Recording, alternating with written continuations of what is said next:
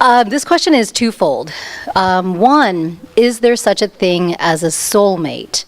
And secondly, recently I had gone to a wedding, and the priest had said something to the effect of that the bridegroom will be together for the next 7 lifetimes, which I found a bit unfair, because is this written actually in scripture? And suppose you're not too keen on your partner and you're just, stuck, or you're doing everything in this lifetime, coming to Swamiji's lectures, attaining God, Tyag, all of that, karma yoga, and your partner's still bound in Maya, so you're still stuck with them. So it comes back to the whole question of, is there truly a soulmate? One husband and wife had been married for 25 years. The husband had a very foul nature, and the wife was very placable, amenable. Husband once shared his sentiments. He said, my darling, I have been so unfair and harsh upon you so many times, and yet you have never become upset upon me. You are definitely my soulmate, if ever there was one. But tell me, how did you used to handle your frustration? The wife said that every time I got frustrated with your scoldings, all I did was to go and clean the toilet seat. The husband said, but how does that give vent to the frustrations?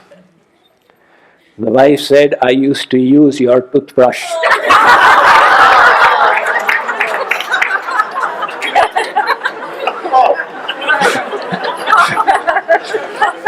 So, it's always good to believe that you have found the soulmate, but that's not the reality. The soul is eternal. And these worldly relationships are of one lifetime. A soulmate would be one who is eternally with you.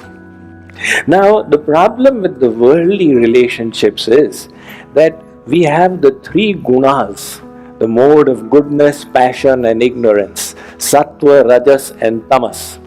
And that is why the husband's chitta vritti or temperament is rotating in these 3 modes. The wife's temperament is also rotating in these 3 modes. It is only natural that from time to time there is going to be conflict, from time to time there's going to be disagreement. A soulmate would be one where there is no question of any disagreement. Alright? Plus, no matter how much they try, they cannot rise beyond selfishness. The only person who can rise beyond selfishness is one who has achieved the bliss of God, because then the self-interest is realized. That person can love selflessly. Everybody else, they may say wonderful things. Tum to hamare pran pyare ho.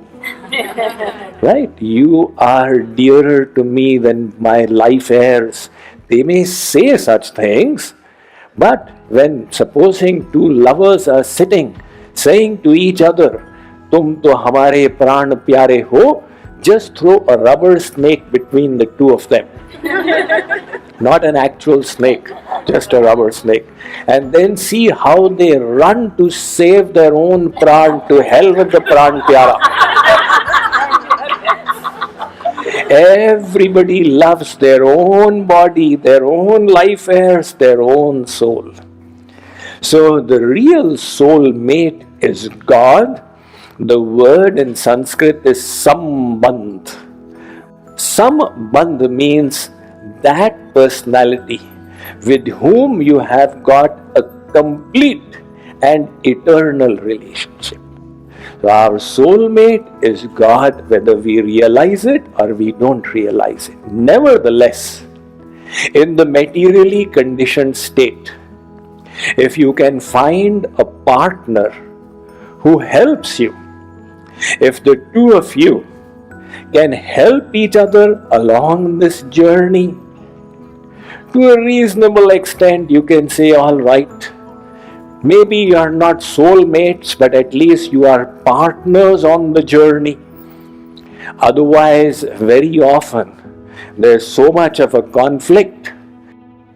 It's a makeshift arrangement. Make it as amenable as you can.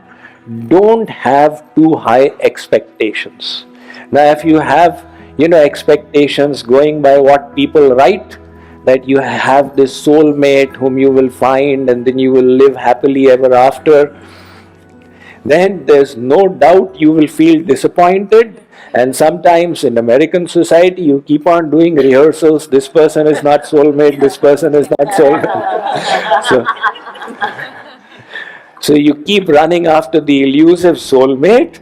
Instead of that, just make the bad bargain work to the best extent possible and try and utilize the situation, the position to go towards God.